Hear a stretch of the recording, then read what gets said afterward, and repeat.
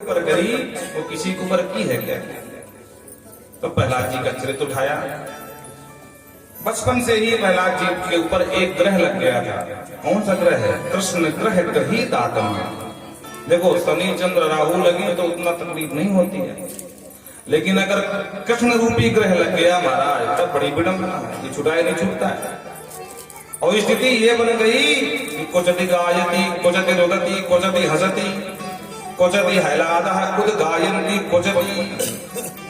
कभी रोने लगते हैं मेरे ठाकुर कब मिलोगे, कभी हंसने लगते वाह कन्हैया की मुस्कान क्या अद्भुत है भैया, देखो देखो देखो। और जिसको कहते हैं देखो सब कुछ दिखाई नहीं पड़ता प्रहलाद जी के अलावा, तो पड़ोसी कहता पागल हो गया, जा आगरा जा इलाज करा के आ गया। भक्तों की स्थिति यही होती, समाज में लोग उनको पागल ही मानते हैं। जैसे ये चाची जी बैठी बताया करती ठाकुर जी की लीला अपने घर की, अब इनकी सुनो लोग पागल ही समझे कि हम जानते हैं सारी लीलाएं। इनके ठाकुर जी कभी कभी भूखे होते हैं तो पास में पहुंच जाते हैं किचन में, बोलो राधे राधे। वैसे बताने की बात नहीं है, लेकिन अब याद आ गया तो बता दिया। हम समझते हैं क्योंकि हम अनुभव किए हैं। अब समाज क्या जानेगी, बोले तो मूर्ख बना रहे हैं। ठाकुर जी कैसे किचन में पहुंच जाएंगे? तो भक्त की यही स्थिति होती है, बचपन से ही कृष्ण रूपी ग्रह लग गया। और जिसके ऊपर कहते हैं ना कि भूत लग जाए तो उसका उपाय है, बड़े ध्यान से सुनना, झाड़ फूंक से ठीक हो सकते हो, लेकिन अगर नंद का पूत लग जाए तो उसका कोई उपाय नहीं। बोलो राधे राधे। भूत से बच सकते हो, नंद के पूत से बचना आसान नहीं है भैया। हाँ, ये बड़े बड़ों को नचा देता है। अंत में पिताजी ने पहले प्रयास किया, समय अभाव के कारण ज्यादा कथा विस्तार नहीं कर रहे हैं, आप लोग सब कुछ सुनते हो, सार सार देंगे। पिताजी ने खूब प्रयास किया, गुरुकुल भेजा सुधर जाए, भगवान को भेजना छोड़ दे। पर कहते हैं ना नमत पड़ी तब नपर पड़ी तब नए सिकीरियम राजन, नैसर्गिक गुण कभी जाते नहीं है।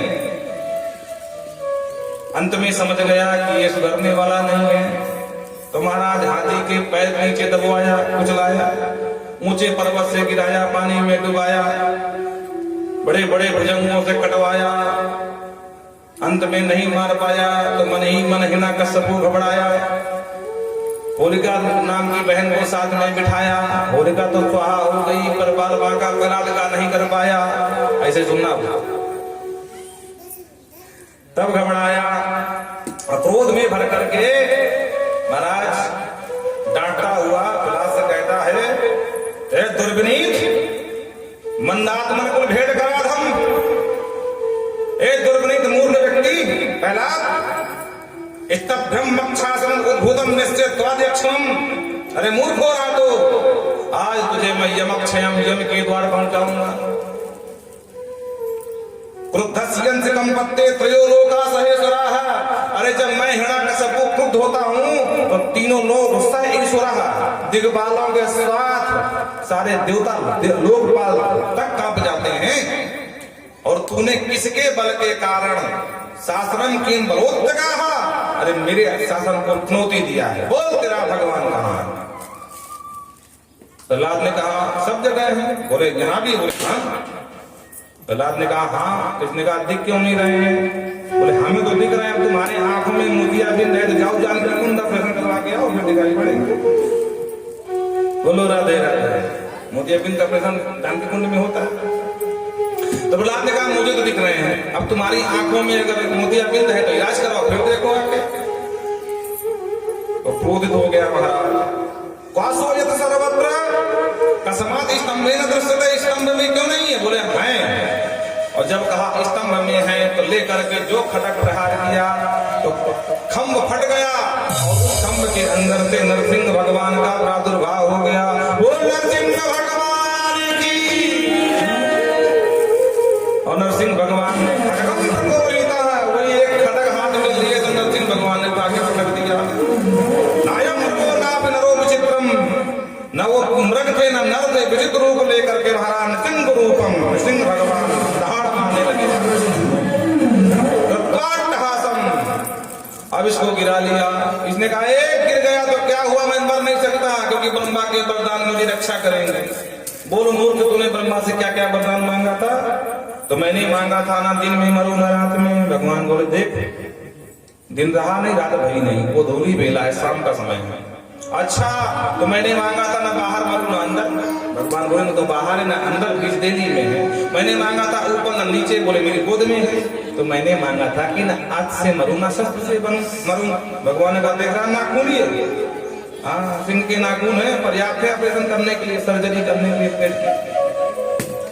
अच्छा तो मैंने मांगा था कि नर से मरू ना पशु से। भगवान बोले नर कह सकता ना सिंह कह सकता है। तो मैंने मांगा था कि ब्रह्मा जी तुम्हारी हुई बनाई हुई सृष्टि में किसी से ना मरूं।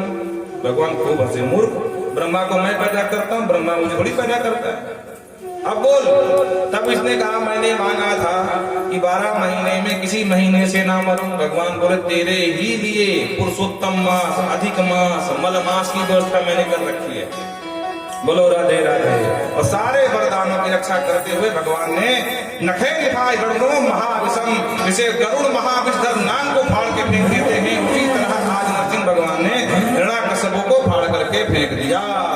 बोले हिरण्याकश्यप मर्दन भगवान की। भयंकर क्रोध में आए भगवान को मनाने के लिए सब देवता पहुंचे। सबसे पहुंचे हमारे ब्रह्मा जी, और जो ब्रह्मा जी पहुंचे नरसिंह भगवान हुंकार धोने के ब्रह्मा जी खबरदार, आज के बाद इतने वरदान दिया किसी पापी को दिया, आज के बाद कभी इसके वरदान मत देना। यथा नाम अहित अमृतम यथा, अरे तुमने नागों को अमृत बनाने का काम किया है, ऐसा वरदान दे करके इस मूर्ख के चक्कर मुझे कितना रूप बनाना पड़ा, झंझट करने पड़े। तो ब्रह्मा जी स्तुति करते ही भाग लिए महाराज। अब आगे भोले बाबा ओम भवानी भवानी के साथ बैल में, और जो बैल ने देखा सिंह को, सिंह बैल का शत्रु बैल सिंह, तो ना दिया भागता नजर आया। भोले बाबा भी पलायन कर गए माता। सारे देवता आए, सिद्ध आए, गंधर्व आए, नट आए, नाट आए, पर क्रोध कोई शांत नहीं कर पाया। अंत में लक्ष्मी मैया आई और जो छम छम करती हुई थाल सोने की थाली घुमाई, और अग्नि से वैसे शत्रुता रहती है शेर की, तो एक दहाड़ लगाई, दैया मैया करती थाली फेंक के भागती नजर आई। बोले भगवान जाने किसके पास ले आए, ये हमारे स्वामी जी हो ही नहीं सकते हैं, इसके पहले कभी देखा नहीं स्वामी जी हम कितने विचित्र। अंत में प्रहलाद जी आए, प्रहलाद जी को खूब लाड लड़ाया, खूब प्रेम किया, और भगवान ने प्रहलाद जी को एक मनवंतर का राज्य दिया, और अंत में अपना ही नित्य पार्षद बना करके भगवान ने रक्षा